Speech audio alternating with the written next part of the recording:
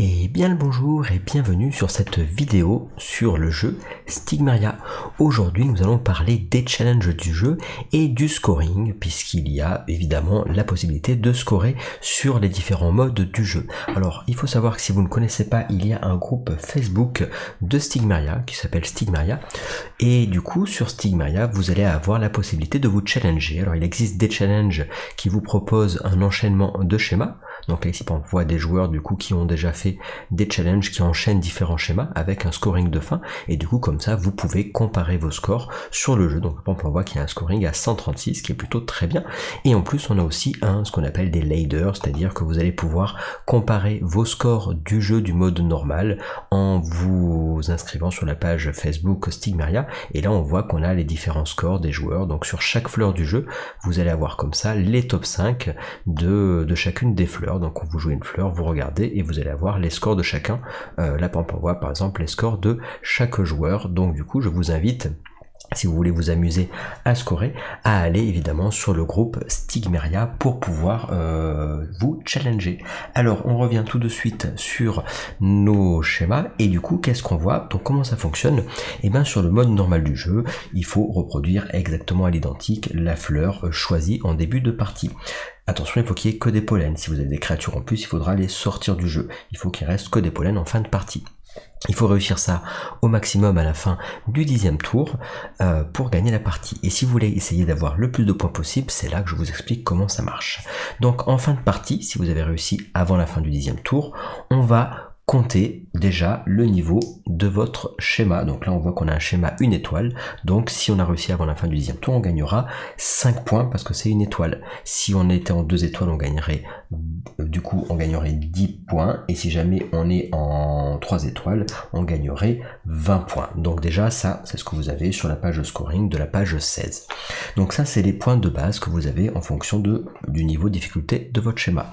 À ceci vous rajoutez les créatures, les jetons que vous n'avez pas utilisés qui sont dans votre zone de recrutement, pas ceux que vous avez évidemment utilisés pour changer les couleurs qui elles sortent carrément du plateau de jeu. Mais tous vos créatures qui ne vous ont pas été, que vous n'avez pas utilisées, c'est-à-dire qui ne sont pas rentrées sur les pistils, qui sont dans la zone de recrutement, vous rajoutent un point. Donc là par exemple on aurait 5 points parce que c'est une étoile, plus 1, 2, 3, 4, 5, 6 points pour les stigmariens qui sont dans la zone de recrutement, ce qui nous fait donc 11.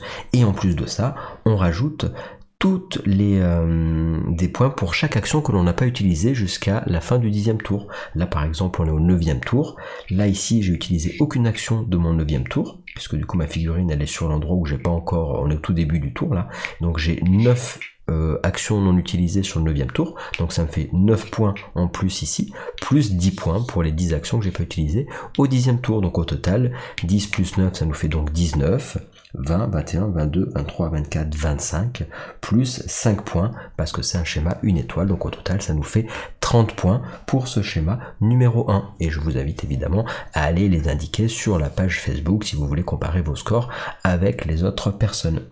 Voilà comment on fait le scoring sur Stigmaria. Donc tout simplement, on calcule un point de victoire par action que vous n'avez pas utilisé, plus point de victoire de base du niveau de difficulté du schéma, plus un point par stigmarien dans votre zone de recrutement, ce qui évite du coup d'avoir entre guillemets des mauvais points parce que vous n'avez pas eu de bol, parce que là du coup même si vous n'avez pas de bol au tirage ça vous fait quand même un point par créature qui ne vous a pas servi. Voilà, j'espère que ça vous a été utile et si jamais vous jouez en mode no limit dans le jeu, vous pouvez jouer en mode no limit solitaire, et bien tout simplement vous allez avoir des schémas où vous allez jouer plus de 10 tours et dans ce cas là vous allez gagner si vous finissez au plus tard à la fin du 10e tour les schémas en no limit, et ben vous allez gagner 40 points et si jamais vous finissez après le 10e tour en no limit solitaire, c'est pas gênant, mais dans ce cas là vous perdez 10 points par tour complet supplémentaire. C'est-à-dire supposons que vous ayez utilisé un 11e tour, donc je vous rappelle qu'en no limit on peut utiliser,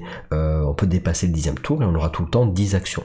Donc supposons que j'ai utilisé mes 10 tours et que j'ai fait un 11e tour complet avec également 10 actions, dans ce cas là ça symbolise que j'ai fait un 11e tour, et si jamais j'en suis à un 12e tour, et ben dans ce cas là je remets ça pour dire je suis dans le 12e tour, etc. Et du coup qu'est-ce qui va se passer? Ben, supposons que je sois au 12e tour et que j'ai utilisé que 2 actions au 12e tour, et ben du coup je vais gagner 40 points moins 10, parce que du coup j'aurai utilisé 10 actions sur le 11e tour, et 1, 2, supposons que j'ai utilisé qu'une action sur le 12e tour, et ben dans ce cas-là, je vais faire 40 moins 11, donc du coup, j'aurai 29 points. Voilà.